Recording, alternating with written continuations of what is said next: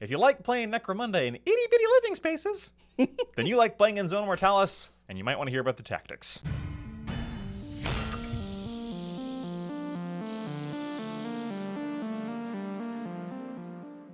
Hello and welcome to another Necromundown tier list for tactics. This week talking about the Zone Mortalis tactics, of which there are not many and of which their up-to-dateness is dubious. Like a lot of the old stuff, it hasn't been updated in a while. There are some things, some references in here that we kind of have to make some workarounds for, but... Yes. So there are going to be... You can't buy these tactics cards anymore. Nope. As we talked about in our initial tactics cards video, that doesn't mean that we think you shouldn't play with them. I agree. But there are some of these where you really need to make sure your arbitrator knows about these, because maybe your arbitrator's newer and doesn't know about these. Because some of these are, you're going to play them and it's going to be like, well, this doesn't physically work. Yeah. And you can take a bad faith reading of them and make it work in your favor, or you could just have a happy group and discuss it all beforehand. Whichever one of those, and by the way, I said bad faith, if that's how your game plays, that's how your game plays. Yeah. Go for it, man. As long as everybody's on the same page of what kind of Necromunda you're playing. Mm-hmm. So let's start out with Ambush Alley. Play this tactics card when an enemy fighter performs the Operate Door simple, Access Terminal basic, or Force Door basic action. After the enemy fighter completes the action, choose a friendly fighter in line of sight to the enemy fighter. The friendly fighter may immediately perform a Shoot basic action for free. If the enemy fighter is still standing and active, they may perform a second action if they have not done so already. So basically, they go to perform a open door or force door, and you shoot them in response. Yep. So just a reminder, if you haven't played Zone Mortalis a lot, it's the one with lots of doors and tunnels and stuff like that. Yes. Doors are usually closed at the start of the game. You either have to open them, which costs an action. Mm-hmm. You have to use the terminal to try and bypass the lock, which costs an action, takes a skill check, or you have to try and force it, which is takes an action, kill check, strength check, or an explosion. Actually, that's just attacking the door. I think there's a separate thing. This is. If somebody opens a door and you have somebody with a gun in line of sight of them after the door is open, you can shoot them. It's kind of like a reaction attack. Exactly. For that reason, this is actually very powerful. Yes, it is very good. If you've played Kill Team Into the Dark, you know this, because it's actually a very powerful thing to shoot someone as they're coming in a line of sight or opening a door. The second half of the tactic is basically, if you don't knock them down, they get to do a second action, which might include shooting you. Yeah, that's true. I think this goes into A tier. I agree. I think it is very strong in the in Zone Mortalis in particular. All of these are obviously, you're playing Zone Mortalis, right? Why is this not S tier? Well, you could still miss. Well, you might not have somebody there. Well, et cetera, et cetera, et cetera. A free action is always good. Yes, yes. This is low S to high A to me. Yeah. All right. Next up, let's do Call the Beast. Boy, this sounds familiar. Play this gang tactic when a friendly fighter performs a move simple action. So no charging, apparently. After the enemy fighter completes their movement, nominate a vent anywhere on the battlefield. For the remainder of the battle, this vent counts as a Beast Slayer as described in the rulebook. So, here's the thing. Vents are not in the most recent release rulebook of Necromunda. Yeah. Of Necromunda. 2021? Yeah, 2023. Oh, wow, yeah. That was more recent. The problem thing is, though, that vents still very much are a physical piece of terrain. They're on the Zone Mortalis terrain pieces. There's little things vents that you put on the side. I think the fact that it's not mentioned in the most current rules doesn't mean it don't exist anymore. I agree. I think that you just, this is very fun and thematic. It's actually also not too weak. Yeah.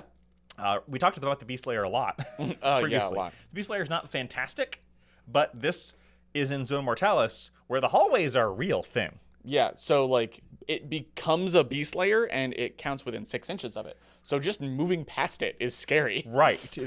For that reason, I say B or maybe even A. Ooh, I would say B. B, okay. The Beast Layer isn't quite damaging enough to be A. Yeah, it only has 1 attack, hits on a 4. But in again, the situation's very, very strong. Do you want to risk a 50-50 odd to get smacked with 1 attack just walking down a hallway? And you can't walk down that hallway anymore because it's not that big. Yeah. Depending on how you build your Zone Mortalis. Because some people do use more open tiles. But this has the potential to be very good. Yes. Next is Emergency Repulsors. Play this gang tactic when a friendly fighter falls or jumps down from a ledge, but before working out the effects of the fall or jump. Place a 5-inch blast marker anywhere on the battlefield and leave it in place for the remainder of this round. Fighters falling or jumping onto this marker take no damage and are not pinned. Trampoline. Yeah, it's like boom, boy. Yeah, it's one of those the clown things where they pull out the fake firefighter's trampoline. Oh yeah. You just have one of those. It's a 5-inch blast marker. That's actually pretty cool. Yeah. So I mean, like, this is you're probably going to use this to stop a guy from falling off a gantry. Yes. Which the use case for this, so much of this depends so much on how you build your Zone Mortalis. Yes. A lot of people don't play Zone Mortalis because it is by far the most terrain and therefore money intensive way to play Necromunda. It's often considered the very cool and by some people even the OG way, but you either have to be really crafty with terrain or 3D printing or something to get those hallways built up. And when you start talking about building levels on those hallways, then you get really pricey. Games Workshop might encourage it, but it's a lot of money. And even if you're doing printing or crafting, it's a lot of time. So if you are playing on a map where verticality is a huge part of your Zone Mortalis, you're probably only using this to, I accidentally... Whoopsie doodle, I slipped. Yes, I slipped because I have a Van Sar with Initiative 5 who fell off a thing, and I don't want him to die. I mean, there is a case for this of, like, I've got all my people on a ledge, I need to get them all down, so we all just jump into this trampoline. Boom. This is very, very niche. It's not super good within that niche. Yeah, I was about to say, even, like, in the context in which it matters, it's not great. So, low C or high D? I think D. You think high D? I think D. Yeah, it's very, very, very niche, and even then, falling damage isn't actually that brutal. This actually would probably be better not in Zone Mortalis. This would be more interesting in Ash Waste. Yes, where you're like falling off of the big, what are they called, the habs. If you are a very rich or crafty person who has one of those very cool like multi-story terrain boards, this goes up to like B tier. Yeah, but for the most of us plebs, no. I do love the thought of just like starting everybody on a single high piece and just one by one jumping onto a... Yeah, you think you're safe and you're like playing Corpse Grinder cults. Yeah. Just like lemmings off a cliff. What's the big thing they do in stunt work? It's just a giant pillow that they fall onto. I don't know. That's what I'm it imagining. probably has a name, but giant pillows. Giant pillow. Yeah. All right. From below. Play this gang tactic after rolling for reinforcements, but before placing reinforcements fighters on the battlefield. So not all missions have reinforcements. Keep that in mind. Friendly fighters arriving via the reinforcement rules can be deployed in the same manner as fighters with the infiltrate skill, as long as they are deployed within 2 inches of a pipe or a vent. So again, pipes or vents are physical features that you probably will have if you are playing Zone Mortalis. So this one is incredibly niche because it's only on maps with reinforcements, which is not all of them. And within that, though, this can be incredibly powerful. Yeah, it's kind of like pseudo extra movement, but infiltrate is very, very strong, especially mid-game. That's why I'm thinking mid-game infiltrate is very good. Yeah. Reinforcements also, remember that normal reinforcements has a chance to have your opponent get to place them wherever they want. That's true. This overrides that. Yeah, because it's before placing, after rolling. As if they had... Well, it does say after rolling for reinforcements, which means I guess you do have to... Oh, so you would roll the number. Yeah. So this doesn't override that. This would only be if you get to place. Yes. Which is, I think, why I'm going to say this is only in B. Yeah, I was going to say B too. B as well. If this overrode that and let you place all your reinforcements, yeah, just like without having to roll for it, that'd be this would be A. Yeah. I think it goes into B. Obviously, if you draw this card and the game doesn't have reinforcements, draw another one. Just redraw. Right. That's in the new rules. If you can't use it, redraw. Right. Hidden Vent. This is very similar to one that we did previously. Play this gang tactic when a friendly fighter performs a move simple action. During their movement, this fighter may pass through impassable terrain, provided they end their movement with no part of their base within the impassable terrain. So they basically can pass through walls. And this does not designate vents, oddly. Nope, it's just despite the... being called Hidden Vent and vents being a thing. S? Yeah, it's really good. Yeah, this is real good. So previously is fine. Yes. Like... moving through like the wall of a house or something like that is great. In Zone Mortalis, this is huge. This is real good. Just like get to a room that would take you 2 activations to get to, done. I mean, this makes melee so much better. This makes getting a shooting line so much better. This makes getting objectives so much better. Yeah, S all the way for the same reason that we like the last one too. It's really good to be able to like ignore walls. Yeah, but I think specifically for Zone Mortalis, it's even stronger. Improvised cover. Play this gang tactic instead of activating a fighter. So F. You may immediately place a barricade anywhere within 2 inches of one of your fighters. Just move the fighter. Just activate him and move him. Like, this is almost F, or is it D? Barricades are better in Zone Mortalis because they cover... Usually you're only getting attacked from one direction in a hallway. True. Also, barricades generally would cover, like, more section of Zone Mortalis. But that's, that has to be, like, a defensible position. Well, the idea of this is, oh, crap, my guy is out in the open and he's going to die. But it's instead of... Okay. But if it's after that guy's already been activated, say. this could save his life. True. You could also use it to delay activation, which is not something to throw away. So I would say probably... I would say maybe C. Then. Yeah, no, with that in mind... We talked ourselves out of D. Yeah. You see that instead of activating a fighter and you get a knee-jerk reaction, but it's not that bad. It's not that good either. Yeah. Up next is Lucky Ricochet. Play this gang tactic when a friendly fighter hits with a ranged attack and their target is within 2 inches of a piece of impassable terrain, which is like everywhere. Which is a wall, basically. After working out the effect of the hit, and if the fighter has not been removed from play, roll a d6 to see if that hit fighter is hit by a stray shot from the same weapon. So basically, you hit them, and if they're not removed, it bounces off the wall and hits them again. Maybe. Well, potentially. But you have to roll a d6, which, and remember, d6, the reason they don't say what you have to hit is because you just use straight shot rolls. Which is a 50-50. Right. So 50-50 odd to hit somebody again. Hit somebody twice? That's actually pretty great. They do have to be within a wall, and it's only as good as the gun you're using. Also, this is basically a free, think of it this way, free second shot with Fort Ballistic skill. That's pretty good. That's pretty good. So my only problem with it is if I'm reading this correctly, it is after you hit with the ranged attack, but before seeing if they're removed. So if they're already removed, you use the tactic and nothing happens?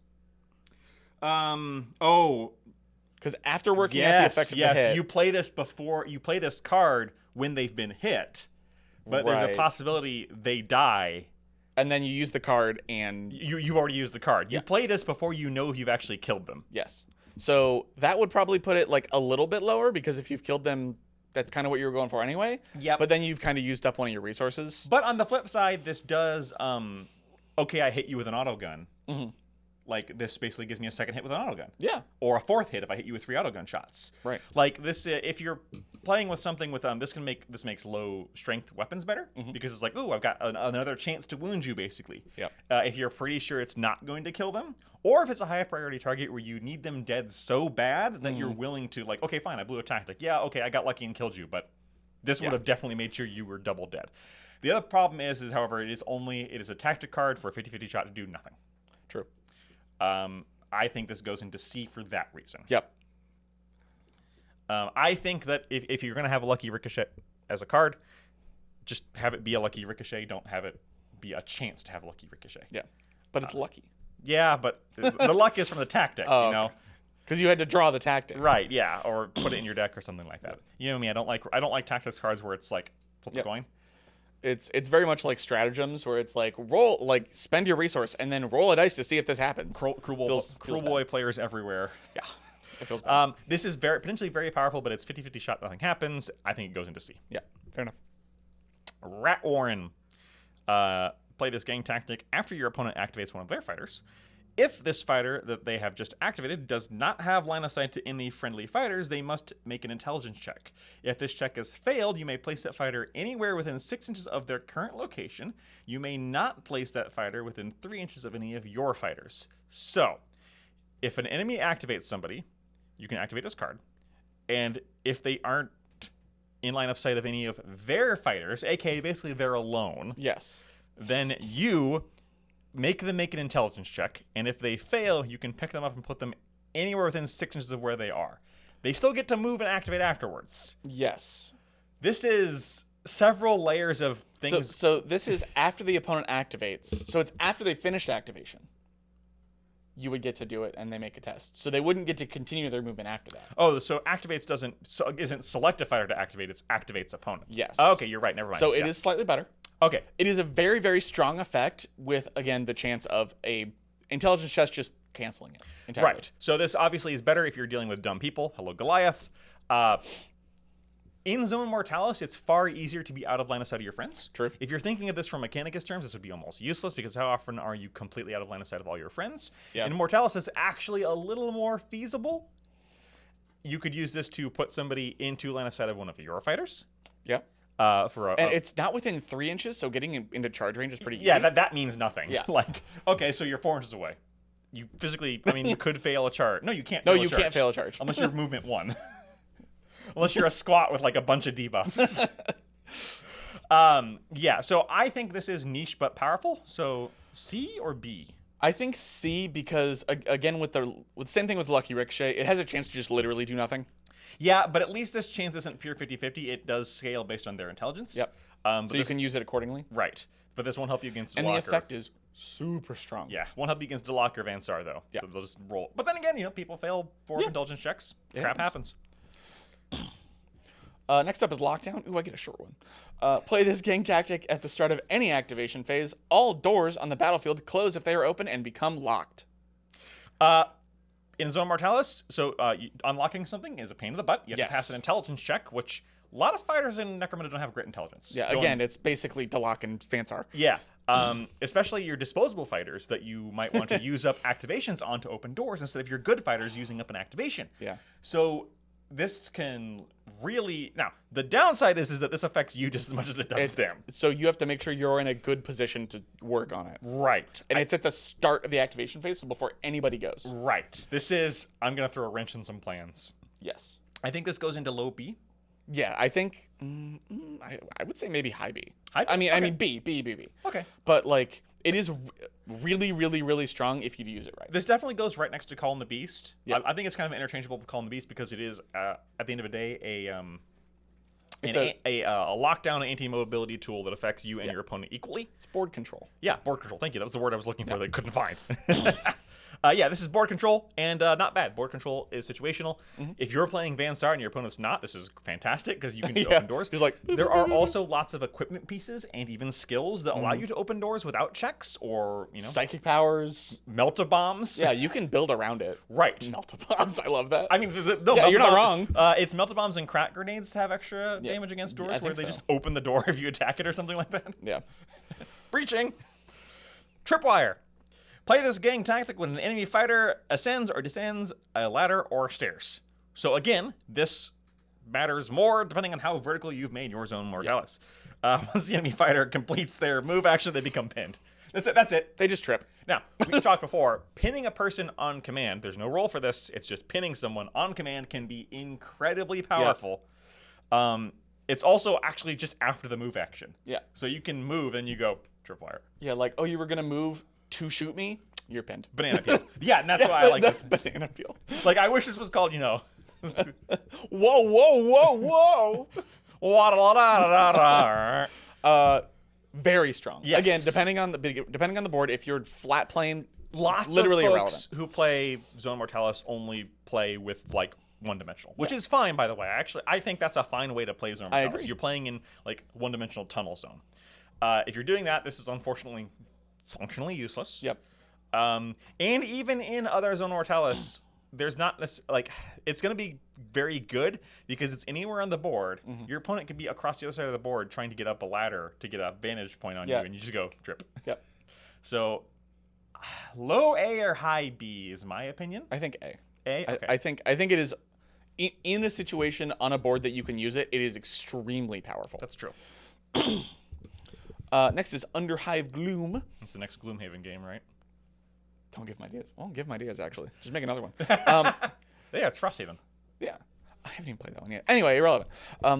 Play this gang tactic at the start of the battle after both crews have been deployed. For the duration of this battle, the hit rolls for ranged attacks made through open doorways or against fighters on different level to the attacker suffer an additional -2 modifier to the hit roll. S. Yes. Because, S and make your Vansar players hate your gut. Not even Vansar, just Vansar. We say Vansar. Lots of gangs like to shoot. Basically not Corpse Grinder Cults. Right. I mean, if you're playing more melee-centric than your opponent, this is not a take. Yeah, it's insane. Yeah, it's only through open doorways, but there's a lot of those. Now, if you're playing a board with no doorways, because doorways do cost... And no verticality. This goes down to F tier because it's not useful. But I think S tier, within its use case, this is an S tier.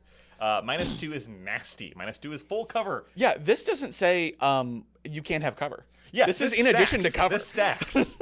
Oh yeah, I'm in full cover if they're on the other side of a doorway. I'm at -4 to hit. God. Yes, very strong. So take a lucky shot. And then your local Van Star player just rolls a 2 anyway. It's like, last one. Oh, I got this one. Oh yeah, you're right.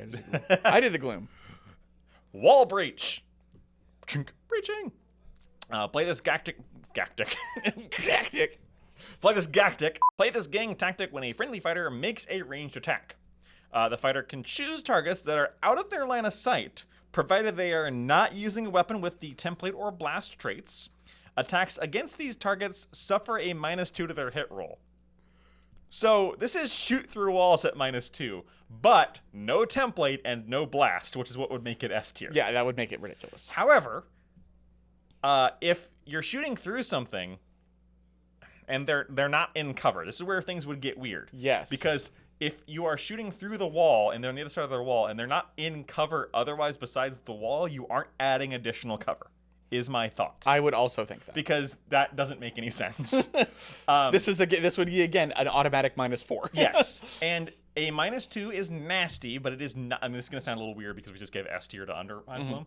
But I think this is very good because while a -2 is nasty, it is not unovercomable. Yep. If you stand and aim, you're getting a +1. If you have a weapon with +1 to hit, +2. There's your +2, and if you have a 3 at ballistic skill, this doesn't say it can't be rapid fire, aka plasma gun. Yeah, this doesn't say it can't be a plasma gun or with a +2 to hit, or a bolt gun with a Yep. +1 rapid fire. +1 rapid fire. So there are ways around this. A shotgun at close range, like you could apparently just put your shotgun up against a wall, like put buckshot through the wall. There's lots of ways that it gives you a shot that you're probably not gonna be hitting on a 2, but it's something you wouldn't otherwise be able to take. Yes, and it can completely take someone off guard. Ergo. I was trying to say therefore and ergo at the same time. I'm gonna do it with Air4. There go. I say this is S. I also say it's S. It is really funny that we had give your opponent a -2, S tier. Give yourself a -2, also S tier. But it's first off, the give your opponent -2 is a -2 for the whole game. Yeah, it is for the whole game. This is one shot.